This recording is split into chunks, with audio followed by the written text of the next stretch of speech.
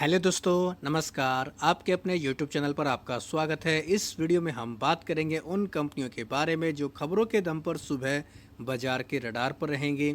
Iran US को लेकर deal को लेकर क्या अपडेट आया है उसको भी इस वीडियो में कवर करेंगे। एएसएम लिस्ट में जो बदलाव हुए थे वो भी सुबह बाजार ओपन होने के दौरान लागू होते देखने को मिल जाएंगे। सभी चीज़ों को इस वीडियो में कवर करेंगे। वीडियो शुरू करने से पहले कहना चाहूँगा, अगर किसी ने चैनल पर फर्स्ट टाइम विजिट किया है तो चैनल को सब्सक्राइब कर लें और बेल आइकन को ज़रूर दबा लें। सबसे पहले बात करेंगे बाजार के मूड एंड माहौल के बारे में। तो मूड तो फिलहाल हम लोग को पॉजिटिव ही देखने को मिल रहा है, लेकिन माहौल अभी देखा जाए तो काफ़ी ज़्यादा वॉलेटाइल देखने को मिल रहा है। फ्राइडे को बाजार में अच्छा मोमेंटम रहा, निफ्टी 50 हो या फिर सेंसेक्स, काफ़ी शानदार मोमेंटम देखने को मिला क्योंकि जियोपॉलिटिकल कई सारी खबरें आई थी, पॉजिटिव उसका इम्पैक्ट आया है। अभी अगर देखा जाए तो यूएस ईरान को लेकर हम लोग को कुछ बड़े डेवलपमेंट होते देखने को मिल रहे हैं।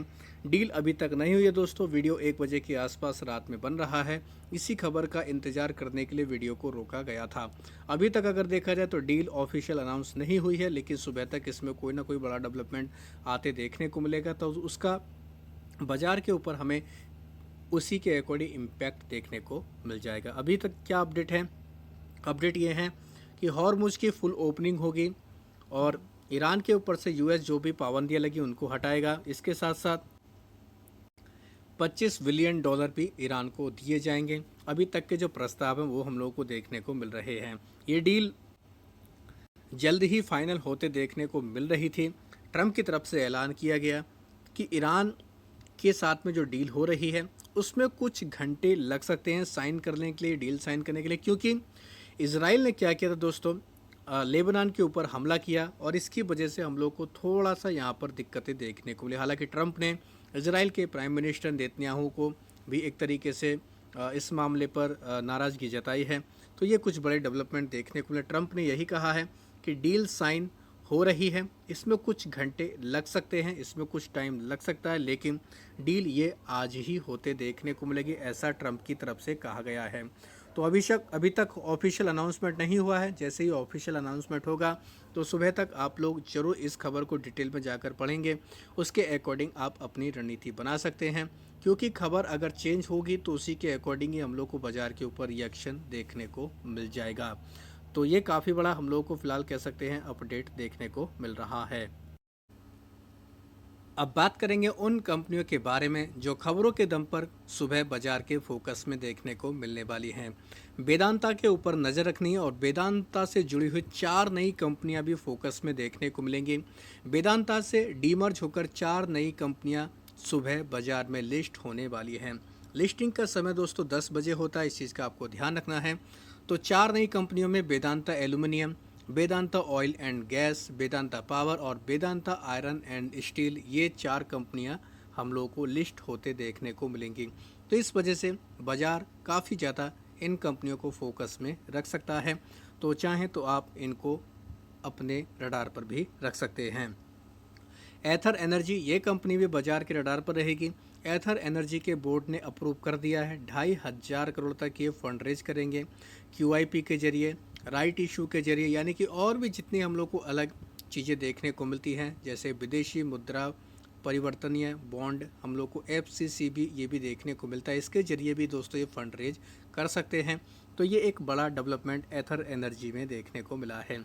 जेएसडब्ल्यू एनर्जी की बात करेंगे, इसमें भी हम लोग को 2 बड़ी खबरें देखने को मिले। पहली खबर है कि जेएसडब्ल्यू एनर्जी एक्वायर कर रहा है मारुति क्लीन कोल को 1410 करोड़ में। ये हम लोग को डील देखने को मिल रही है और थर्मल पोर्टफोलियो को कंपनी अपना बूस्ट करने के लिए ये एक्विजिशन कर रही है।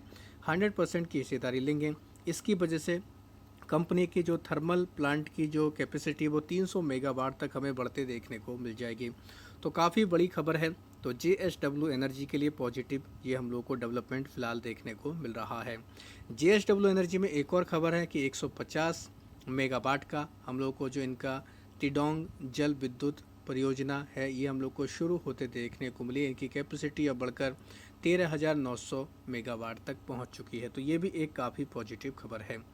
साथ ही बात करेंगे अरविंदो फार्मा के बारे में, इसमें भी अपडेट है। अरविंदो फार्मा ने बताया है बाज़ार को कि यूएस एफडीए ने जो इनकी यूगा फार्मा स्पेशलिटी की यूनिट 3 है उसको दोस्तों ओएआई की श्रेणी में रखा गया है। ओएआई मतलब ऑफिशियल एक्शन इंडिकेटेड, इसमें इसको रखा गया है। इसका मतलब ये है कि कंपनी में जब हम लोग को कुछ निरीक्षण देखने को मिला तो उसमें कुछ कमियां मिली थी जिस पर अब आगे की कार्रवाई की जाएगी। तो कह सकते हैं थोड़ी सी नेगेटिव खबर है कंपनी के लिए। तो औरबिंदो फार्मा ये बाज़ार के रडार पर देखने को मिलेगी। एनएलसी इंडिया की बात करेंगे, कंपनी को सिक्योर हुआ है प्रिफर्ड बिडर, इनको घोषित किया गया गोविंदपुर क्रिटिकल मिनरल ब्लॉक में तेलंगाना में, यानी कह सकते हैं कंपनी को सीधा सीधा ये हम लोग को मिनरल ब्लॉक ये हासिल होते देखने को मिला है। बात करेंगे बंसल वायर के बारे में, कंपनी ने सिक्योर किया है ट्रायल परचेज ऑर्डर इनको मिला है स्टील टायर कोड के लिए। ये एक बड़ी टायर कंपनी की तरफ से इनको ये ऑर्डर दिया गया है। बात करेंगे दोस्तों किम्स के बारे में, यानी कि Krishna institute of medical science के बारे में, कंपनी के बोर्ड ने अप्रूव किया है प्रेफरेंशियल इशू के जरिए 77 लाख ये वारंट को इशू करेंगे, इसके जरिए 600 करोड़ तक ये जुटाने वाले हैं।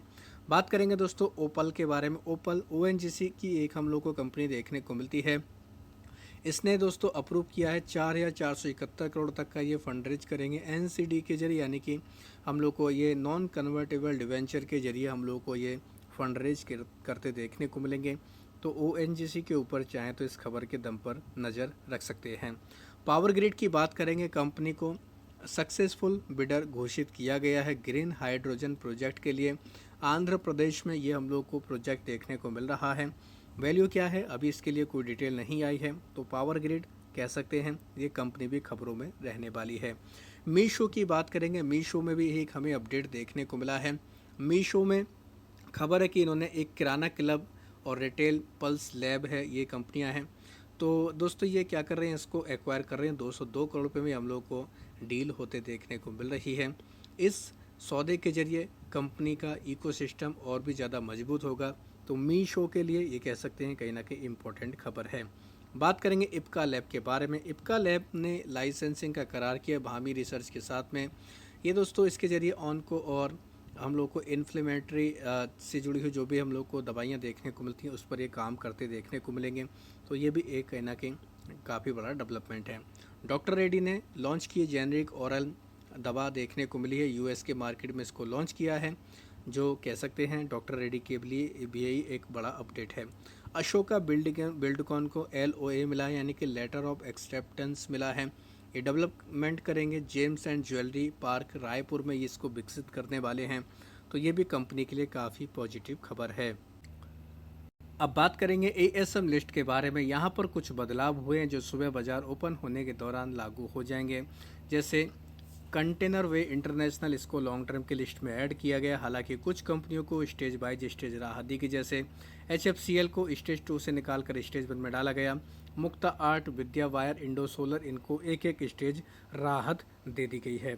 बात करेंगे दोस्तों उन कंपनियों के बारे में जिनको लॉन्ग टर्म की लिस्ट से बाहर निकाला गया है।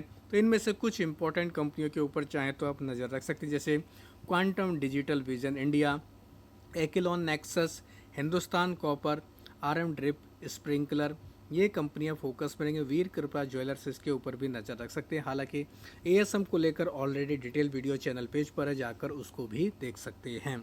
तो दोस्तों ये थी कुछ बड़े डेवलपमेंट, कुछ बड़ी खबरें जिनकी वजह से इन कंपनियों के ऊपर उतार चढ़ाव आ सकता है।